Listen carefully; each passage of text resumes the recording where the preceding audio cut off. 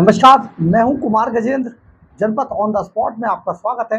हमारे एक दूसरे social media platform podcast with Kumar Gajendra में भी आपका स्वागत है, जहां आप हमें सुन सकते हैं। दिल्ली के मुख्यमंत्री अरविंद केजरीवाल ऐसी घिसी पिटी बातों पर बार बार जमानत मांगने की कोशिश कर रहे हैं, जिनको हर कोर्ट ने, हर अदालत ने रिजेक्ट कर दिया है। बार बार उनकी तरफ से एक ही बात कही जाती है, मेरा तो नाम नहीं था, बाद में नाम लिया गया, मेरा नाम बाद में जोड़ा गया, मुझे जांच में क्यों शामिल किया गया। ये तो जो पुलिस के गवाह थे, जो उन ईडी के गवाह थे, उनके नाम पे मुझे फंसाया जा। ये सब नहीं चलेगा केजरीवाल साहब। आप चोर हैं, आपने दिल्ली का खजाना लूटा है, आप लुटेरे हैं, और आप पर यह साबित होता है कि आप कितने बड़े डकैत हैं। आपने दिल्ली के खजाने को जो चोट मारी है शराब घोटाले को लेकर, ये किसी से भुलाए नहीं भूलता।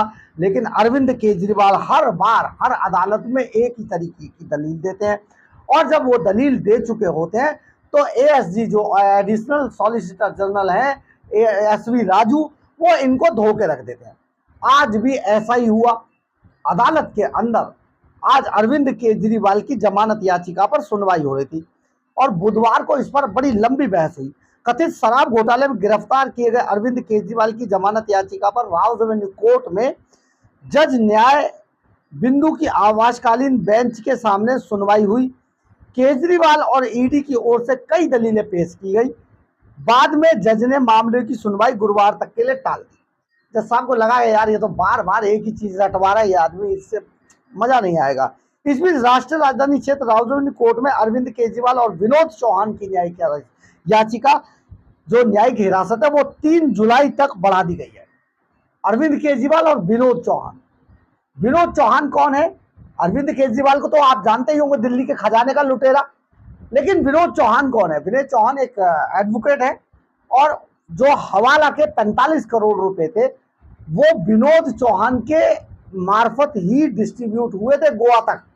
तो ये विनोद चौहान को भी ईडी ने पकड़ा हुआ है, दबोचा हुआ है, और विनोद चौहान ईडी की हिरासत में है, और आजकल अभी तिहाड़ जेल में अपने आका के साथ है, अरविंद केजरीवाल के साथ। तो 3 जुलाई तक इनकी याचिका पर इनकी न्यायिक हिरासत बढ़ा दी है। दोनों को न्यायिक हिरासत की अवधि समाप्त होने के कारण तिहाड़ जेल से ही वीडियो कॉन्फ्रेंसिंग के जरिए कोर्ट में पेश किया गया था। इनको इस लायक भी नहीं समझा जा रहा है अब कानून, अब इनको इस लायक भी नहीं समझ रहा है। इन्हें लाया जाए, कौन लाके इन्हें खर्चा करेगा भाई, जमानत कैंसिल ही होनी है। केजरीवाल को 21 मार्च को गिरफ्तार किया गया था, आपको पता ही होगा। और अरविंद केजरीवाल को इससे पहले सुप्रीम कोर्ट ने 21 दिनों की अंतरिम जमानत दी थी। वो इसलिए कि केजरीवाल पूरी दुनिया में शोर मचा रहे थे कि मुझे चुनाव से पहले गिरफ्तार किया गया था। चुनाव से पहले दरअसल गिरफ्तार इसलिए किया गया था कि 9 सम्मन को रिजेक्ट करते करते चुनाव का समय आ गया था। हालांकि ये तो 6 महीने से चल रहा था, जनवरी से, पिछले साल से, लेकिन वो रिजेक्ट करते। मुझे बताओ मैं क्या, किस लिए बुलाया गया, किस हैसियत से बुलाया गया। ये वो आदमी जिसकी कभी समाज में कोई हैसियत नहीं थी, ये आदमी अब अपनी हैसियत पूछ रहा था। जो कह रहा था मेरी कोई हैसियत नहीं है, मैं आम आदमी बन के आया हूं, वो अब हैसियत पूछ रहा था अपनी। अब आप आगे की सुनिए। अरविंद केजरीवाल की तरफ से वरिष्ठ वकील विक्रम चौधरी पेश हुए। उन्होंने अदालत को बताया कि गिरफ्तारी को चुनौती देने वाली अरविंद केजरीवाल की याचिका पर सुप्रीम कोर्ट में फैसला अभी लंबित है। जब सुप्रीम कोर्ट में लंबित है तो यहां क्या कर रहे हो? उन्होंने कहा सुप्रीम कोर्ट ने 10 मई को अंतरिम जमानत दी थी और 17 मई को कहा कि वह नियमित जमानत के लिए आवेदन दे सकते हैं। तो इसी कारण इन्होंने यहां पर आवेदन दे दिया नियमित जमानत के लिए। चौधरी ने कहा कि 17 अगस्त 2022 को सीबीआई ने एक एफआईआर दर्ज की। 22 अगस्त को ईडी ने ईसीआईआर दर्ज की। कई चार्जशीट दायर की गई। किसी में मुझे आरोपी नहीं बनाया गया, वही घिसा पटा रहा। आज भी मैं सीबीआई केस में आरोपी नहीं हूं, तो क्या हो गया? सीबीआई का केस तो क्रिमिनल का होता है। केजरीवाल साहब, आपने कोई मर्डर थोड़ा किया, वो तो कर भी नहीं सकते आप। तो मर्डर नहीं किया, हाँ कर सकते थे। स्वाति मालीवाल का उस दिन मर्डर ही होना था। अरे ये तो मैं भूल ही गया, आप भी भूल गए क्या? नहीं नहीं नहीं नहीं, ये तो मर्डर कर सकते थे। उस दिन उसको मार के गाड़ा जाना था, यही तो विभव कह रहा था। खैर, अभी इन पर मर्डर नहीं है तो सीबीआई नहीं करेगी। ईडी, क्योंकि इन्होंने चोरी की है, करोड़ों रुपया बैंक जो दिल्ली के खजाने का लूटा है, तो इसलिए ईडी जांच करेगी। साहब ईडी की, इसलिए आप ईडी के आरोपी हैं, आप सीबीआई के नहीं है। अब यहां पर ये साहब कहते हैं सीबीआई केस में मुझे आरोपी नहीं बनाया गया। पीएमएलए केस में 2 नवंबर 2023 को मुझे पहली बार समन भेजा गया था। मैंने पूछा था कि मुझे किस रूप में बुला रहे हैं, गवाह या संदिग्ध व्यक्तिगत या साक्षात समाज में, या मुख्यमंत्री या आम आदमी पार्टी के संयोजक के रूप में। इस आदमी की इतनी हिम्मत, इतनी औकात हो जाती है कि ये पूछे, एजेंसियों से पूछेगा ये चोर कि मुझे किस लिए बुलाया गया है। सोचो आप। तो इसको बुलाया गया एक चोर के नाते कि दिल्ली के खजाने को जो लूटा है तुमने, तुम आ जाओ, तुमसे पूछताछ करनी है। लेकिन तब नहीं गए थे साहब। चौधरी ने आगे कहा कि दूसरा समन 1.5 महीने बाद भेजा गया। हाँ भेजा गया था, क्या हो गया। उन्होंने कहा मैं स्पेशल स्टेटस नहीं मांग रहा हूं, लेकिन यह ना भूलें कि संवैधानिक पदाधिकारी को बुला रहे हैं। जब स्पेशल स्टेटस नहीं मांग रहे साहब, तो फिर संवैधानिक पदाधिकारी क्या हुआ। छोड़ देना, आम आदमी बन के जाओ ना भाई। संवैधानिक को पीछे छोड़ दो, उतार के फेंक दो, रख दो, शीश महल में छोड़ आओ। तो एक आम बंदा बन के जाओ ना कोर्ट में। तो इसका मतलब आप वीवीआईपी ट्रीटमेंट मांग रहे हो ना। चौधरी साहब को खुद ही समझ नहीं आया मैं क्या बोल गया। अब आगे सुनिए। कम से कम कुर्सी का सम्मान होना चाहिए। देखिए, फिर कुर्सी का सम्मान, तो यानी स्टेटस मांग रहे हो आप, वीवीआईपी ट्रीटमेंट। अरे एक आम आदमी के लिए क्या कुर्सी, ऐसे मफलर लपेटो, अपने पापा की कमीज पैंट पहनो, फ्लोर चप्पल हवाई पहनो और पहुंच जाओ। ऐसा ही तो आप कह के आए थे जनता को। चौधरी ने कहा कि उन्होंने 2024 में यह भी कहा था कि सवालों की सूची हो तो मेरे पास भेज दे। क्यों भेज दें, सीधा आओ, नहीं तो घसीट के ले जाए जाओगे। हमने तब भी कहा था और घसीट के ले जाया गया इसको, आदमी को, चोर को। केजरीवाल की ओर से यह भी कहा गया कि 16 मार्च को चुनावों की घोषणा हुई और उसी दिन एक और समन भेज दिया गया। उन्होंने कहा मैंने 19 मार्च को हाईकोर्ट में चुनौती दी, हाईकोर्ट ने नोटिस जारी किया और 3 सप्ताह में जवाब मांगा। 21 मार्च को आवेदन हाईकोर्ट के सामने आया। हाईकोर्ट ने अंतरिम जमानत से इनकार किया, लेकिन नोटिस जारी किया।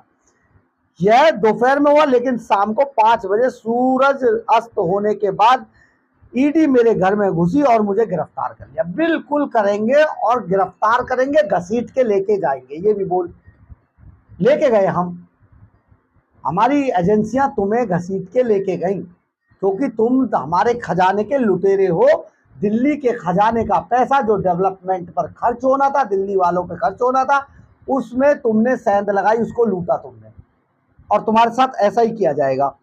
केजरीवाल की ओर से कहा गया मैंने अपनी गिरफ्तारी को चुनौती दी, हाई कोर्ट ने खारिज कर दिया और सुप्रीम कोर्ट ने फैसला सुरक्षित रख लिया। मुझे सुप्रीम कोर्ट ने अंतरिम जमानत दी थी, मैंने इसे बढ़ाने की मांग की थी, जिसे सुप्रीम कोर्ट ने खारिज कर दिया। मैं यहाँ अंतरिम जमानत के लिए आया और उसे भी खारिज कर दिया गया। तो खारिज कर दिया तो बार बार मांग क्यों रहे हो, एक बार निकलो आराम से निपट के ही। केजरीवाल ने कहा कि पूरा केस उन लोगों के बयानों पर आधारित है जो हम आपको कह रहे थे, जो दागदार हैं, और यह भी लगता है कि उन्हें गिरफ्तारी के बाद जमानत का वादा किया गया था, उनसे माफी का वादा किया गया था। वे संत नहीं है, इन लोगों को लालच दिया गया, इन लोगों की विश्वसनीयता पर सवाल उठता है। संत तो नहीं है, जो आदमी शराब के बदले तुम्हें रिश्वत दे रहे हैं 100-100 करोड़ रुपए, वो संत तो नहीं हो सकते केजरीवाल साहब। 100-100 करोड़ रुपए, 1100 करोड़ रुपए पी गए बॉस तुम, और अब कह रहे हो तुम जमानत तुम्हें मिल जाए, तुम संत बन रहे हो। ये नहीं बन रहे। केजरीवाल की तरफ से गिरफ्तारी की टाइमिंग पर भी सवाल उठाए गए। बिल्कुल सही गिरफ्तार किया, लेकिन अंतरिम जमानत भी दे दी, मत भूलो, इस बात को भी रखो। चौधरी ने शरत रेड्डी की गवाही का जिक्र करते हुए कहा कि पीठ के दर्द के आधार पर ही उसे जमानत दे दी गई। उन्होंने कहा कि रेड्डी ने गिरफ्तारी के बाद 11 बयान दिए थे, तब केजरीवाल नाम नहीं लिया गया, अंतरिम जमानत के आरोप में लगाए गए। उन्होंने भी यह कहा कि रेड्डी सत्ताधारी पार्टी के लिए 50 करोड़ के इलेक्टोरल बॉन्ड को एनडीए को दिए थे, तब उसको जमानत मिली। अब ये भी एक नया आरोप था, लगा लिया आरोप। साउथ ग्रुप से पैसा आया था, बिल्कुल आया था, और बुच्ची बाबू ने इसमें बयान दिया था, जो के कविता का अकाउंटेंट था, और ये पैसा आपके घर में गया, घर में से आप में बंटवारा हुआ, 45 करोड़ गोवा गया। ये चार्जशीट में लिखा है साफ साफ, लेकिन ऐसे आदमी को क्या कहिए। केजरीवाल की तरफ से कहा गया इसमें कोई कैमरे की रिकॉर्डिंग या लेन देन वाला पैसा नहीं है, सब कुछ बयानों में है। तो कैमरे की रिकॉर्डिंग में आप पैसा लोगे किसी से? कैसी बात है? कैमरे की रिकॉर्डिंग तो स्वाति मालीवाल की नहीं मिली आपके घर में। अरे हम तो भूल गए, कैमरे की रिकॉर्डिंग की बात कर रहे हैं केजरीवाल साहब। वो तो आपके घर में स्वाति मालीवाल की पिटाई की नहीं मिली, जिसको पटक पटक के मारा। कैमरे की रिकॉर्डिंग तो वो भी नहीं मिली जो तो आपको 4-5 थप्पड़ लगे थे, वो भी गायब है। कमाल करते हो तुम, कैमरे की रिकॉर्डिंग आने दोगे सामने? सब कुछ बयानों में है, तो बयानों में ही तो पकड़े जाओगे। मुझे हैरानी नहीं होगी कि यदि कुछ और बयान आ जाए। यह जांच कभी खत्म नहीं होगी, यह हमेशा चलती रहेगी। यह उत्पीड़न का हथियार है। केजरीवाल ने अपने स्वास्थ्य का भी हवाला दिया, अब ये बीमार भी हो गए, स्वास्थ्य का भी हवाला दे दिया। लेकिन अंततोगत्वा ये मामला गुरुवार के लिए टल गया। और ये जो जितनी भी दलीलें अरविंद केजरीवाल की तरफ से दी गई हैं, ये सब किसी पटी पिटी दलीलें हैं। हर कोर्ट ने, हर अदालत ने इन दलीलों को फेल कर दिया है, रिजेक्ट कर दिया है, रद्दी की टोकरी में फाड़ के फेंक दिया है, क्योंकि केजरीवाल बेहद झूठे इंसान हैं।